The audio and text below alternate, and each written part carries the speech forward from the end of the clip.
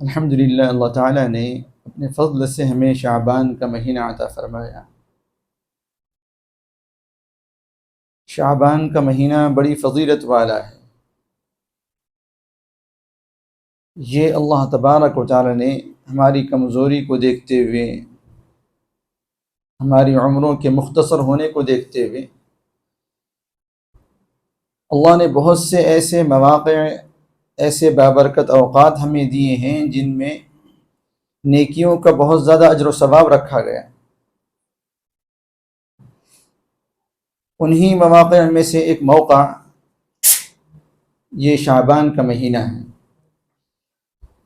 شعبان کا لفظ جو ہے یہ شعبن سے بنا ہوا ہے۔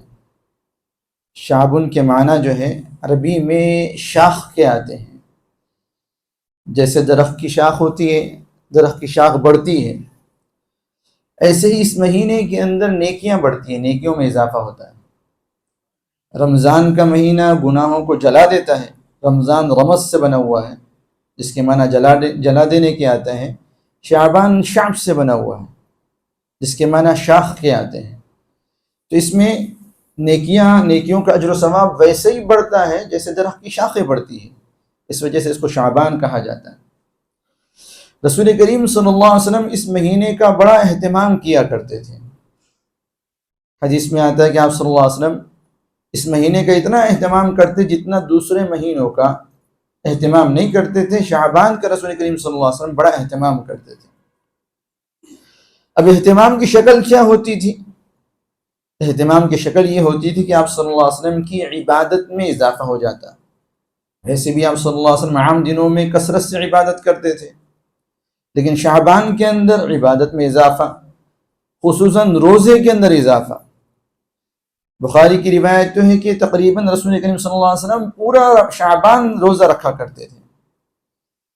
بعض صحابہ نے رسول کریم صلی اللہ علیہ وسلم سے سوال بھی کیا کہ آپ شعبان میں اتنے روزے رکھتے ہیں جتنا دوسرے مہینوں میں نہیں رکھتے؟ تو آپ صلی اللہ علیہ وسلم نے ارشاد فرمایا کہ ایسا مہینہ ہے، ایسا بابرکت مہینہ ہے جس سے لوگ غافل ہیں۔ رجب اور رمضان کے درمیان یہ مہینہ جو ہے، اس کی برکت سے، اس کی عظمت سے لوگ غافل ہیں۔ اس مہینے کے اندر بندوں کے اعمال اللہ کی طرف اٹھائے جاتے ہیں، تو میرا دل چاہتا ہے کہ میرے اعمال اس حال میں اٹھائے جائیں کہ میں روزے سے رہوں۔ اس لیے آپ صلی اللہ علیہ وسلم کثرت سے اس مہینے کے اندر روزہ رکھا کرتے تھے۔ تو یہ مہینہ روزوں کا مہینہ ہے۔ اس مہینے میں اگر ہم اپنے آپ کو روزے کا عادی بنائیں گے تو رمضان کے روزے، رمضان کی عبادات ہمارے لیے آسان ہو جائیں گی۔ یہ رمضان کی تیاری کا مہینہ ہے۔ شعبان کا مہینہ رمضان کے لیے مقدمے کی سی حیثیت رکھتا ہے۔ جیسے شوال رمضان کی تکمیل کا مہینہ ہے، ایسے ہی شعبان رمضان کے مقدمے کی سی حیثیت رکھتا ہے۔ پہلے جب فوجیں چلا کرتی تھی تو لشکر کے آگے ایک چھوٹا سا گروپ ہوتا تھا، ٹکڑی ہوتی تھی جو لشکر کے آگے آگے چلتی تھی، اس کو مقدمۃ الجیش بولتے تھے۔ وہ لشکر کی سہولت کا، راستے وغیرہ کا، راستے کی صفائی وغیرہ کا انتظام کیا کرتی تھی۔ اگر دشمن کسی جگہ پڑاؤ ڈالا ہوا ہے تو اصل لشکر کو اس کی اطلاع دینا۔ تو یہ مقدمۃ الجیش اس ٹکڑی کا کام ہوا کرتا تھا۔ تو ایسے ہی یہ رمضان کے لیے گویا مقدمے کی سی حیثیت رکھتا ہے۔ اس لیے اس مہینے کے اندر خصوصاً عبادات کا اور خصوصاً روزے والی عبادت کا بہت زیادہ اہتمام کرنا چاہیے۔ حالانکہ اس مہینے میں جو روزہ رکھتا ہے انسان وہ نفلی روزہ ہوتا ہے، فرض نہیں ہوتا، لیکن چونکہ رسول کریم صلی اللہ علیہ وسلم کی سنت تھی، اس مہینے میں آپ صلی اللہ علیہ وسلم کثرت سے روزہ رکھا کرتے تھے۔ بعض روایتوں سے پتہ چلتا ہے تقریباً پورا مہینہ ہی شعبان کا آپ صلی اللہ علیہ وسلم روزہ رکھا کرتے تھے۔ اس لیے ہم کو بھی اس مہینے میں کثرت سے روزہ رکھنے کا اہتمام کرنا چاہیے۔ ایک تو شعبان کی اہم عبادت اس کا روزہ، اور شعبان کا روزہ نفلی ہوتا ہے۔ اور نفلی روزے کے سلسلے میں ذہن میں رکھیں کہ نفلی روزے کی جو ہے نیت جو ہے وہ آدھے دن سے پہلے آدھے شرعی دن سے پہلے تک روزے کی نیت کی جا سکتی ہے، بشرطے کہ صبح صادق کے بعد سے کچھ کھایا پیا نہ ہو۔ دیکھیے، ایک تو نارمل دن ہوتا ہے، نارمل دن شروع ہوتا ہے طلوع آفتاب سے، सन رائز سے اور سن سیٹ پر ختم ہو جاتا ہے، یہ نارمل دن ہوتا ہے. لیکن شرعی دن جو ہوتا ہے وہ طلوع آفتاب سے شروع نہیں ہوتا، بلکہ وہ اور کچھ پہلے صبح صادق سے طلوع ہوتا ہے. یعنی جب مشرق کی طرف سے سورج طلوع ہو رہا تو سورج طلوع ہونے سے کچھ ٹائم پہلے ایک روشنی آسمان کے کنارے پر پھیل کر نکلتی ہے، اس کو صبح صادق بولتے ہیں. اس پر فجر کا وقت شروع ہوتا ہے اور سحر کا وقت ختم ہوتا ہے. تو وہاں سے شرعی دن اسٹارٹ ہوتا ہے، وہاں سے شرعی دن وہاں سے اسٹارٹ ہوتا ہے، صبح صادق سے اسٹارٹ ہوتا ہے اور غروب آفتاب پر شرعی دن ختم ہوتا ہے. اب اگر اس وقت کو دو حصوں میں بانٹا جائے، یعنی صبح صادق مان لیجئے اگر 5 بجے ہوئی اور سورج غروب ہو رہا ہے 6 بجے، تقریباً 12 گھنٹے ٹائم ہو رہا ہے. تو فرسٹ ہاف جو ہے پہلے 6 گھنٹے، یہ اس سے پہلے اس کے اندر روزے کی نیت کی جا سکتی ہے. فرسٹ ہاف گزر جانے کے بعد، پہلے 6 گھنٹے گزر جانے کے بعد روزے کی نیت درست نہیں ہوگی. آپ صلی اللہ علیہ وسلم نفلی روزہ جو ہے دن کی نیت سے بھی روزہ رکھا کرتے تھے. بس اوقات آپ صلی اللہ علیہ وسلم گھر میں تشریف لاتے، ازواج مطہرات سے سوال کرتے کہ گھر میں کھانے کے لیے کچھ ہے. ازواج مطہرات اگر یوں کہہ دیتی کہ نہیں گھر میں کھانے کے لیے کچھ نہیں ہے، تو آپ صلی اللہ علیہ وسلم ارشاد فرما دیتے کہ آج تو میرا روزہ ہے، اور آپ صلی اللہ علیہ وسلم روزہ رکھ لیا کرتے تھے. تو نفلی روزے کے اندر نصف النہار شرعی سے، یعنی آدھا شرعی دن سے پہلے نیت کی جا سکتی ہے. آدھا شرعی دن یہ نارمل آدھے دن سے پہلے ہوتا ہے، تھوڑا سا تقریباً 15-20 منٹ کا یا آدھے گھنٹے کا فرق ہوتا ہے. شرعی آدھے دن میں اور نارمل آدھا دن میں یہ تقریباً 15-20 منٹ کا یا آدھے گھنٹے کا فرق ہوتا ہے. تو نیت آدھے شرعی دن سے پہلے کی جا سکتی ہے. تو شعبان کے روزے کی نیت بھی اگر کسی نے صبح صادق سے نہیں کر پایا اور کھایا پیا بھی نہیں ہے، تو آدھا دن ہونے سے پہلے، آدھا شرعی دن ہونے سے پہلے نیت کی جا سکتی ہے. آدھا شرعی دن سمجھ میں آ گیا ہوں گا کہ صبح صادق سے لے کر غروب آفتاب کے ٹائم کو 2 حصوں میں تقسیم کیا جائے تو فرسٹ ہاف میں نیت کی جا سکتی ہے. لیکن اگر فرسٹ ہاف گزر گیا، پہلا آدھا دن گزر گیا، تو اب نیت کا موقع نہیں ہے، اب نیت نہیں کی جا سکتی. اگر کوئی نیت کرے گا بھی تو روزہ نہیں ہوگا. تو شعبان میں ایک اہم عبادت شعبان کے روزے ہیں. شعبان میں کثرت سے روزے رکھنے چاہیے، اس کے ذریعے سے رمضان کے روزے آسان ہو جاتے ہیں. ایک اور دوسرے صدقہ خیرات کی کثرت ہونی چاہیے. اور تیسری اہم عبادت اس مہینے کی جو ہے وہ شب برت. شب برت کی فضیلت بہت ساری احادیث سے ثابت ہے، یعنی احادیث کی کثرت کی وجہ سے بعض سلفی علماء بھی جو ہے اس رات کی فضیلت کے قائل ہیں، جیسے علامہ البانی رحمۃ اللہ علیہ ہے، ایسے تحفۃ الاحوذی کے مصنف صفی الرحمن مبارک پوری ہے. احادیث کی صحت اور کثرت کی وجہ سے یہ علماء مجبوراً اس کے قائل ہوئے کہ نہیں، اس رات کی فضیلت ہے، اس رات کی اہمیت ہے. لیکن اس رات کی اہمیت بے شک ہے، فضیلت بے شک ہے، لیکن یہ شب قدر جیسی نہیں ہے.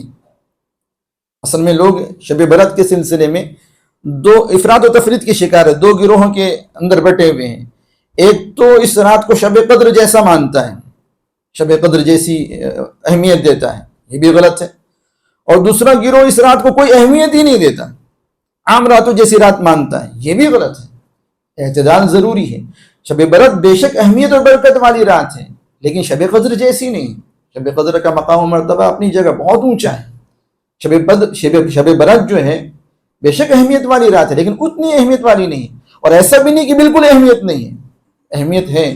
بعض روایتوں سے پتہ چلتا ہے کہ اللہ تبارک و تعالی جو ہے مشرک یعنی شرک کرنے والا، اور مشاحن یعنی کینہ رکھنے والا، اور شراب کا عادی اور والدین کا نافرمان، ان کے علاوہ سارے لوگوں کی اس رات کے اندر مغفرت فرما دیتے ہیں، بشرطے کہ مومن ہو، ایمان والا ہے اور مشرک نہیں ہے، کینہ نہیں رکھتا کسی مسلمان کے بارے میں، شراب کا عادی نہیں ہے، والدین کا نافرمان نہیں ہے، تو اللہ تبارک و تعالی جو ہے اس رات میں مغفرت فرماتے ہیں. اس لیے اس رات کو عبادت کرنا ہے. لیکن چونکہ اس رات کی عبادت نفلی عبادت ہے، اس رات کی عبادت چونکہ نفلی عبادت ہے، اور نفلی عبادت میں اخفاء افضل ہے. نفلی عبادت تنہائی میں کرنا، چھپا کر کرنا افضل ہے. اس لیے مسجدوں کو روشن کرنا یا مسجدوں میں جاگنا نہیں چاہیے.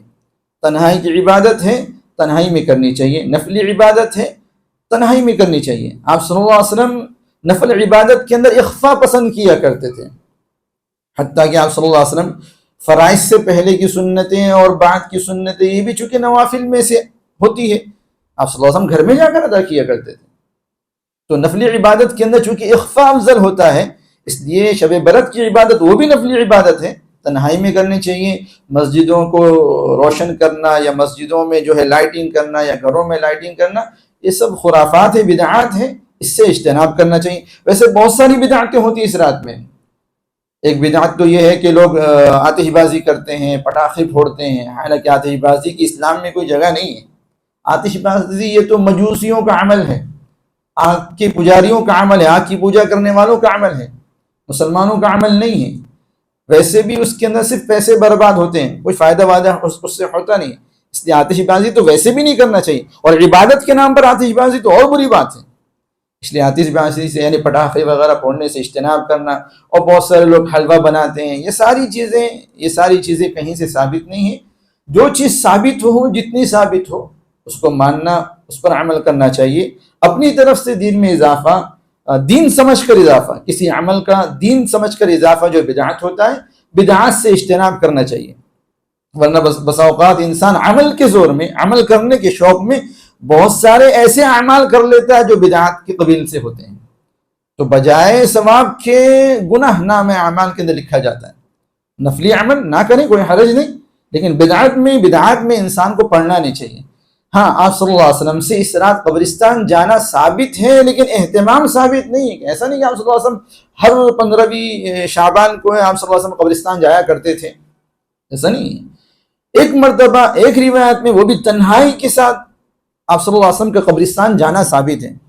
آپ صلی اللہ علیہ وسلم جو ہے ایک مرتبہ حضرت عائشہ رضی اللہ عنہا نے 15ویں شعبان کی رات کو آپ صلی اللہ علیہ وسلم کو حجرے میں نہیں پایا، تو آپ صلی اللہ علیہ وسلم کی تلاش میں نکلی تو دیکھا کہ آپ صلی اللہ علیہ وسلم جنت البقیع کے اندر جو ہے وہاں گئے ہوئے ہیں۔ تو 15ویں شب کو قبرستان جانا ثابت تو ہے، لیکن آپ صلی اللہ علیہ وسلم کا ہمیشہ کا معمول نہیں تھا، اور نہیں آپ صلی اللہ علیہ وسلم نے سب کو جمع کر کے لے گئے تھے، آپ صلی اللہ علیہ وسلم کا تنہا عمل تھا۔ تو اگر کوئی شخص اس رات کو قبرستان جاتا ہے، بے شک جائے، لیکن وہاں جا کر شور ہنگامے کرنا یا وہاں جا کر لائٹنگ لگانا، اس طرح نہیں کرنا چاہیے۔ قبرستان جانا ثابت ہے، قبرستان جائیں، وہاں جا کر جو ہے پڑھیں، مردوں کے ایصال ثواب کے لیے پڑھیں، ان کے لیے جو ہے صدقہ خیرات کریں، ان کے لیے دعا کریں۔ جیسا کہ آپ صلی اللہ علیہ وسلم جنت البقیع گئے، آپ صلی اللہ علیہ وسلم نے جنت البقیع میں مدفون افراد کے لیے دعا کی، تو ہم بھی ویسا کر سکتے ہیں، تو جا سکتے ہیں، قبرستان جا سکتے ہیں، لیکن بغیر شور شرابے کے، بغیر تماشے کے۔ ایسا نہیں کہ اس رات کو جو ہے تہوار کے طور پر منایا جائے، یہ رات عبادت کی، عبادت کرنی چاہیے۔ اللہ تعالیٰ عمل کرنے کی توفیق عطا فرمائے۔